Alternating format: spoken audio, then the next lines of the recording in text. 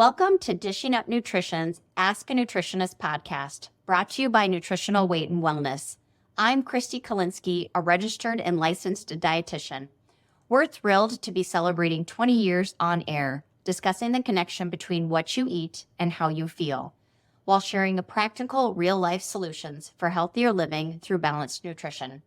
Thank you for your support and listening over the years. Now let's dive into today's question. Today's question is from one of our Dishing Up Nutrition listeners. It is, what foods would you recommend for a family always on the go and really only has 2 to 3 days a week to cook a good meal? That's a great question. I know this is a common struggle amongst many of my clients and something I help them navigate frequently during their appointments. It just seems like nowadays we are busier than ever. We're rushing home from a long day at work, wishing to take a break or maybe relax a little bit in the evening, but something else always seems to take a priority. I know if you have kids at home, you might be running them to their sporting practices or going to watch their games. You might be going to a concert at school or another event that you have to attend with them. And if you don't have kids or your kids are a little bit older and out of the house, your priorities shift, but you're still very busy after work. So it's just a different type of busy. I know I have a lot of clients that like to go and work out at the gym after work, or they might have different volunteer opportunities they're going to. Trying to cook a good meal for some just tends to get put on the back burner and doesn't really get the priority that it deserves. So hopefully today, I'm going to help you find some ways to eat a healthier meal, but not spend so much time cooking in the kitchen. So the first thing I'd like to talk about is batch cooking. That's something that's a relatively new term over the last couple of years. If you aren't really familiar with what batch cooking is, it's taking usually one day out of your week and dedicating a couple of hours to cooking in the kitchen. I know for me personally, when I batch cook, I usually pick a Sunday afternoon or Sunday evening. That seems to be a little bit slower time at my house. I know I can block off a couple of hours on my calendar where I can allow myself to be in the kitchen uninterrupted. I have noticed if I don't put it on my calendar, sometimes other obligations tend to slip in the way. So I make sure I write that down to remind myself that is what I'm going to be doing for that dedicated period of time. The first thing I like to do when I'm batch cooking is I like to focus on the protein component of what I'm going to be eating at each of my meals. And then I can work other things around that protein source. So a lot of times what I like to do is I like to make boiled eggs. I do them on the stovetop. I know a lot of my clients also like to use the Instapot. That's a very easy way to boil eggs as well. Eggs are very versatile, especially when they're boiled. It's something that's very easy to grab and go for maybe a quick breakfast, or it's a nice thing to have in the afternoon for your protein source for your snack. The other thing you can do is you can also mix it with an avocado oil-based mayonnaise and make deviled eggs or egg salad. The other thing I like to do is pick a couple of different animal proteins to also make and have on hand for the week. I usually pick at least 2 to prevent boredom from seeing the same protein day after day. In the summertime or in the warmer months, I like to use my grill and I'll pick different things like chicken or beef or pork or turkey, seafood, whatever sounds good to have that particular week or if I haven't had it for a while. In the wintertime, I'm not quite as brave to go outside and face the cold weather. So then I like to use my oven and I will roast different meats. We have a great article on our website that talks about roasting meats. They focus on chicken and pork.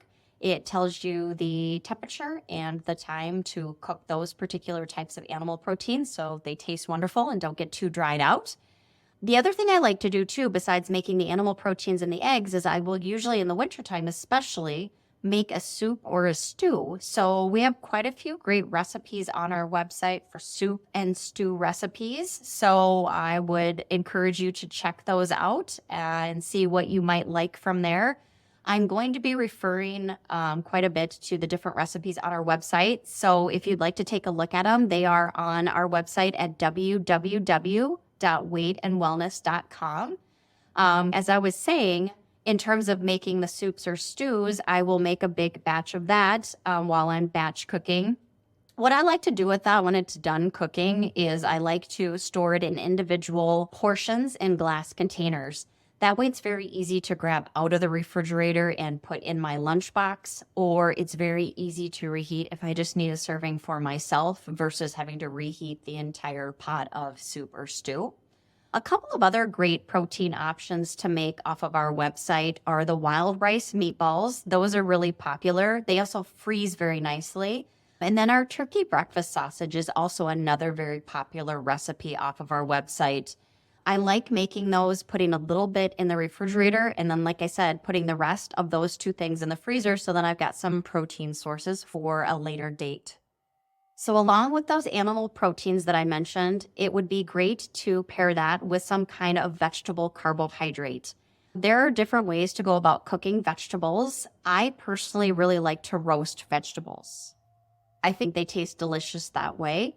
The article that I referred to earlier about roasting and how to roast a pork and a chicken also contains different vegetable recipes on there as well. It tells you how long to cook the vegetables for, what temperature to cook them at, and how long to cook them. You can store those vegetables in the refrigerator after you've roasted them. You can eat them cold if you'd like. Otherwise, they're very easy to reheat in the microwave, or you can throw them back in the oven again to warm them up to have along with that animal protein that you've made for the week. Another way I like to have vegetables on hand is by creating a raw veggie box for the week. So what I do is I buy different raw vegetables at the grocery store, such as cherry tomatoes, baby carrots, cucumbers, peppers, celery, snap peas, broccoli, cauliflower. There's lots of different options. And what I do when I get those home, I don't allow myself to put them directly into the refrigerator. If I do that and I put them in the vegetable box in my refrigerator, they will go there to die. And I will end up throwing them away a week or two later. So what I do is I keep all of those raw veggies out on my counter, and I will wash them and cut them and put them in a container and put them in the refrigerator. That way I have very easy access to vegetables at any time I basically want. I like to pair that with either a mini cup of guacamole, or I will make the Little Dippers vegetable dip off of our website, so I get that added fat component to my meal or snack. We've made animal proteins, we've boiled our eggs, we have different vegetable sources on hand. The other thing I like to do when I'm batch cooking, besides those, is I like to make snacks as well. I personally like snacks that have the protein, healthy fat, and carbohydrate all wrapped into one. That way I don't have to pack multiple things in my lunchbox, or I don't have to think about grabbing 3 different things when I go to have a snack. I really like pickle roll-ups. So if you're not familiar with what that is, it is a whole dill pickle. And then what I like to do is I like to dry it off with a paper towel. And then I will put full-fat cream cheese over the pickle. And then I wrap the pickle either in nitrate-free ham or nitrate-free turkey deli meat. You can make quite a few of those and store them in a container in the refrigerator and grab a few when you need a snack. If you're looking for sweeter options and not necessarily a savory option for a snack, we also have some muffin recipes on our website. There's 3 of them. And there's also 3 protein ball recipes on there that are also very delicious. Again, the muffins and the protein balls combine that component of having the protein, the healthy fat, and the carb all wrapped into one. The muffins and the protein balls freeze really nicely. So it's not something you have to make every week, but maybe every few weeks to keep on hand. So that's batch cooking in itself. If you do batch cook, you still may not have quite enough food for the week. You can always rely on healthier convenience items to keep on hand too, that you can find at the grocery store. The first thing I'd like to talk about having on hand is a rotisserie chicken. I would encourage you to listen to a recent Dishing Up Nutrition podcast that aired on November 30th, 2023, called All About Rotisserie Chicken. My coworker and fellow dietitian, Brandy, did a very nice job of explaining on how to select the best rotisserie chicken at a grocery store. There seems to be endless things to do with a rotisserie chicken besides just eating it plain. I like to add it to a pot with some organic chicken bone broth or some chicken stock and maybe some leftover veggies or your roasted veggies from the week. You could even use a bag of frozen organic vegetables if you'd like, and you can simmer that on the stovetop and make a quick and delicious soup. You can also take that rotisserie chicken and dice it and mix it with a good clean buffalo sauce, such as Primal Kitchen. We mix that with a little bit of cream cheese as well. Otherwise, you can also take that chicken and mix it with a Primal Kitchen barbecue sauce. And you can place it on a lettuce leaf and roll it up to make a wrap, or some of my clients just like to eat it plain. The other thing I like to do with rotisserie chicken is I like to make rice bowls with the rotisserie chicken. Personally, I use cauliflower rice. I buy just a frozen bag of cauliflower rice that I can just steam quickly in the microwave.